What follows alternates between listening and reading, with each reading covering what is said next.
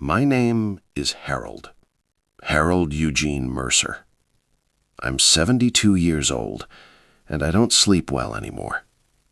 Most nights I'm up by 3, sitting in the kitchen with the light above the stove on, because I can't stand the full dark, but I also can't stand too much light. That's where I've been doing most of my thinking lately. I'm not sick, not in any way the doctors have a name for, but I feel something closing. Not dramatically, just the way a season closes. You don't see it happen, you just notice one morning that the light is different. And I keep coming back to something. Not a moment exactly, more like a texture. A long stretch of years where I said almost nothing that needed to be said. I want to tell you about my brother, Dennis. Dennis was 3 years younger than me. We grew up in the same bedroom in a house in western Pennsylvania where the winters came early and stayed. We shared everything in that room, a dresser, a window, the sound of our parents arguing through the wall.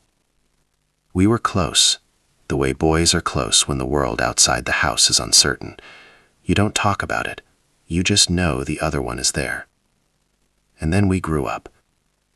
And growing up, I've come to understand, is partly the story of learning to need people less, or at least learning to act like you do.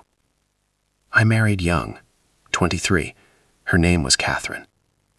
Catherine was a quiet woman, but not in the way people mean when they call a woman quiet like it's a flaw. She was quiet the way a room is quiet when someone has just said something true. You felt it. You didn't always know what to do with it. We had 2 children, a daughter, Renee, and a son, Thomas. We built a life. And I mean that plainly, not as a celebration. We built it the way you build something when you're focused on the building and not quite sure what you're building it for. I worked. I came home. I sat at the dinner table. I wasn't absent. I was there.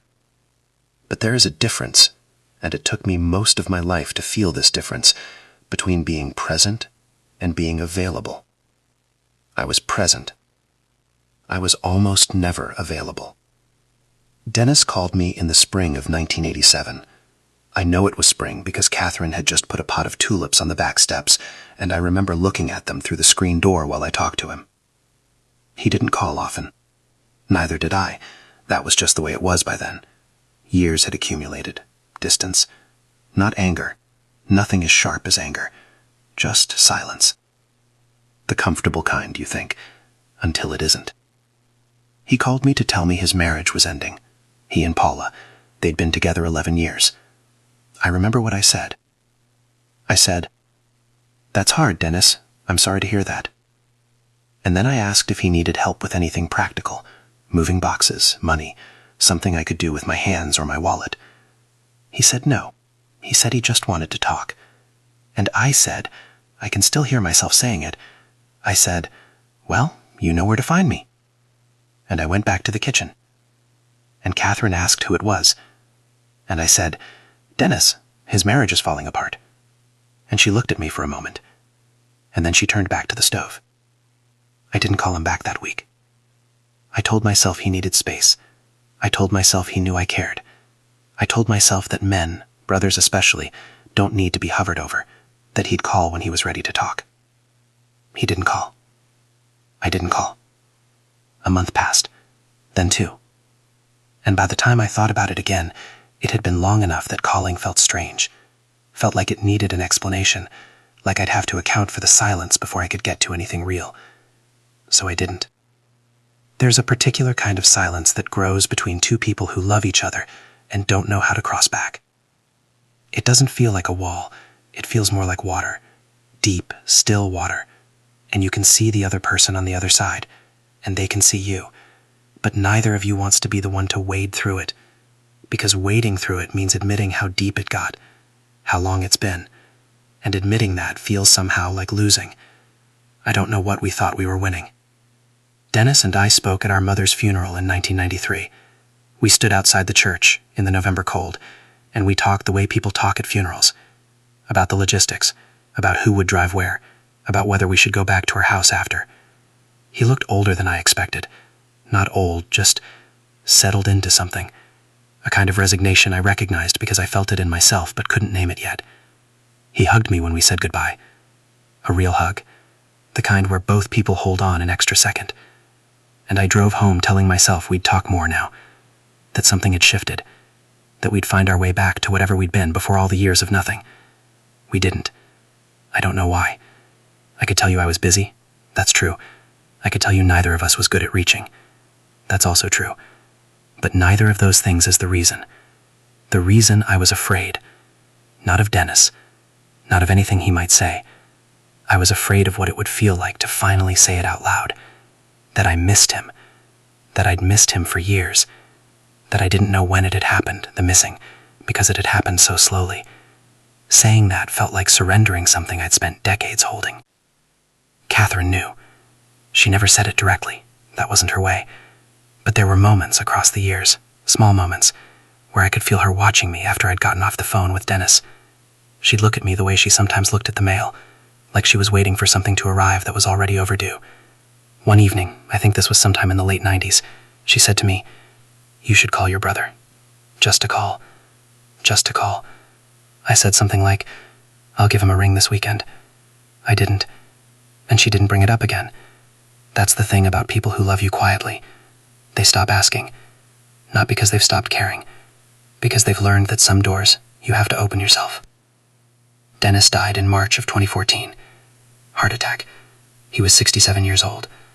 His daughter, Angela, called me. She was calm on the phone in the way people get when they've already cried themselves into a kind of stillness. I remember I sat down on the edge of the bed after she hung up. I sat there for a long time. Catherine came in and sat beside me.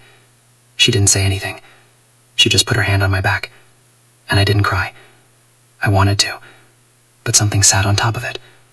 Not grief exactly. Something underneath the grief. Something that grief couldn't reach. It took me a long time to understand what it was. It was all the things I hadn't said. Not regrets about the big things. Not apologies for wrongs I'd committed. Just conversations. Ordinary ones. The kind where you say, "Do you remember that winter Dad couldn't start the car and we had to push it down the hill?" And the other person laughs and says, "You slipped in the ice." And you both laugh. The ordinary kind. The ones that cost nothing to have. The ones I'd been meaning to have for 30 years. There's a word I keep thinking about. Squandered. I don't use it with hatred toward myself. I'm too old for that kind of energy. But it's the honest word. I had a brother who knew every embarrassing thing about me from childhood. Who had seen me cry when I didn't want anyone to see. Who had slept 3 feet away from me for 18 years. And heard me breathe. And I let that become a Christmas card once a year. And a phone call that never went longer than 10 minutes.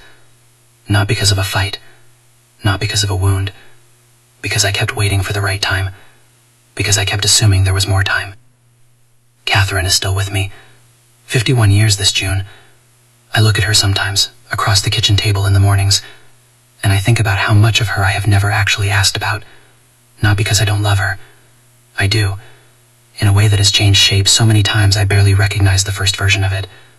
But love, I've come to understand, is not the same as attention. You can love someone across a room for 50 years and still not know what they were afraid of at 22. I know her habits, her preferences, the way she holds her coffee cup with both hands even in summer, the sound she makes when she's reading something that surprises her.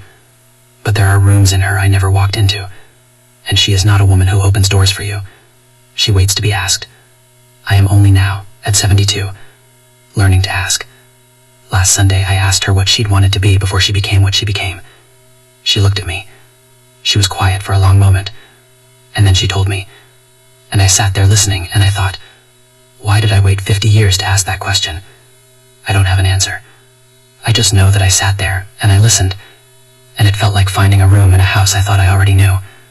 Renee doesn't visit as often as she used to. I don't blame her. She has her own life, her own family, 3 children who are growing faster than she can track. But there was a period some years back when something shifted between us. I couldn't name it then. I'm not sure I can now. Just a cooling, a pulling back. The calls got shorter. I think I asked her about it once. She said, "I'm fine, Dad. I'm just busy." And I accepted that, because accepting it was easier than pressing, and pressing might have led somewhere I wasn't prepared to go, someplace where she told me something true that I'd have to sit with. I've done that a lot in my life. Accepted the easier answer. It keeps things smooth. And I think I told myself for a long time that smooth was the same as good. It isn't. Thomas, my son, is more like me than either of us would choose. We sit in the same silences. We communicate most clearly when we're doing something else. Watching a game, working on something with our hands. We've never had what I'd call a real conversation. Not one that started in an honest place and went somewhere true. I've waited for him to start it. He's waited for me. And we've met again and again in the comfortable middle, where everything is fine and no one has to feel anything too directly. I wonder sometimes what he'll feel when I'm gone. I wonder if he'll sit somewhere quiet and feel what I felt after Dennis died. That particular